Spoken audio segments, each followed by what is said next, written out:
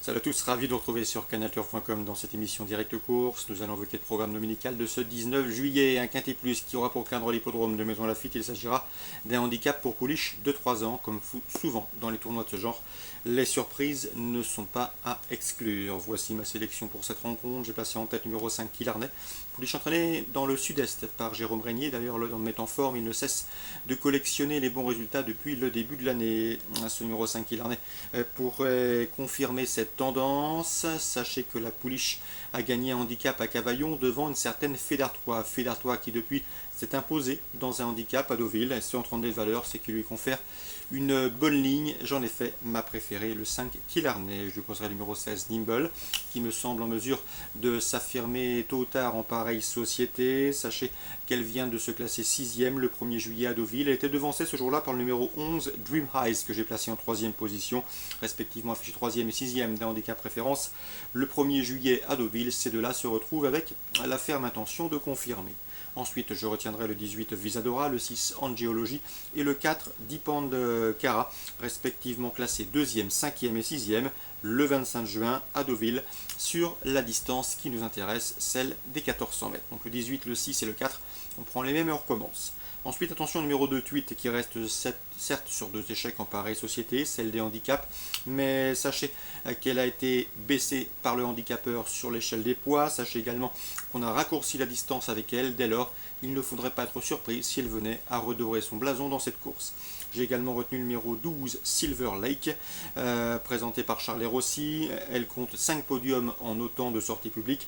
3, certes, ont été obtenus au niveau des réclamés, mais sa forme est sûre, sa régularité aussi.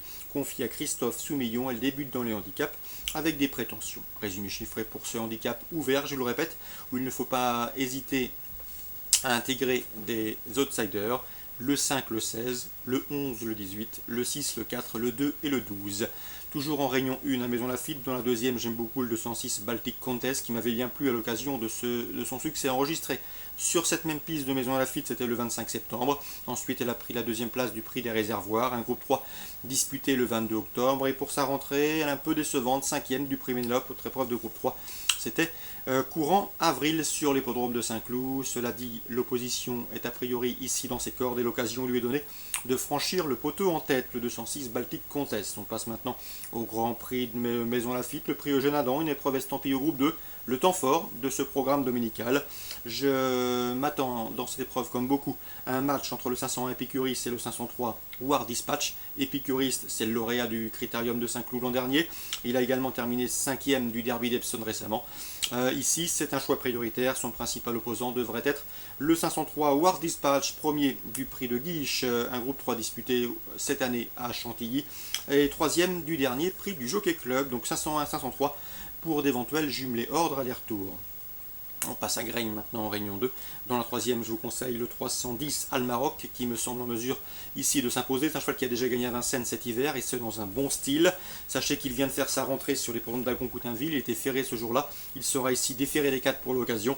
L'opposition est dans ses cordes et je sais que dans l'écurie, on est assez confiant. Le 310 Almaroc, l'opposition le 311 All Together qui vient d'aligner 4 podiums consécutifs.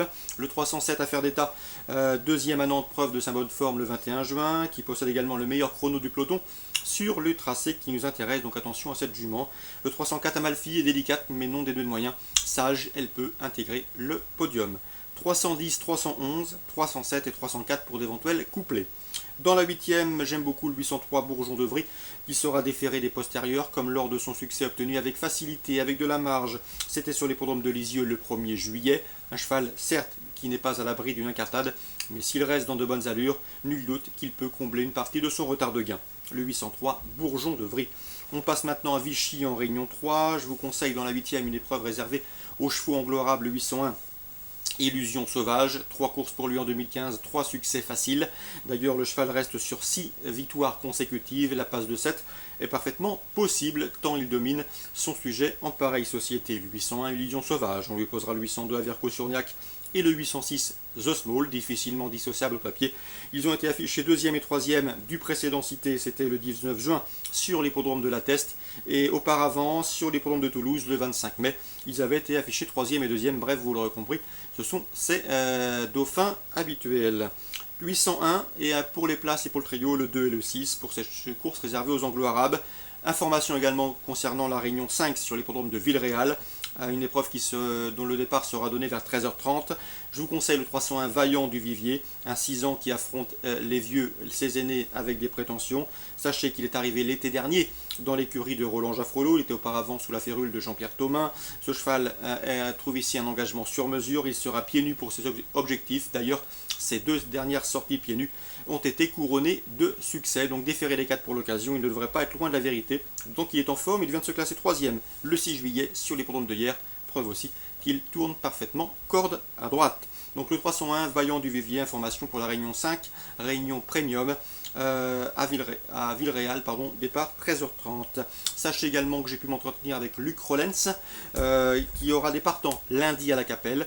L'information et l'interview sera sans nul doute disponible dans notre rubrique des actualités, mais il est confiant aussi bien avec Aina Cristima qu'avec Berlioz, donc une information à prendre en considération à l'heure du choix pour la Capelle avec Luc Rollens qui effectue un déplacement ambitieux.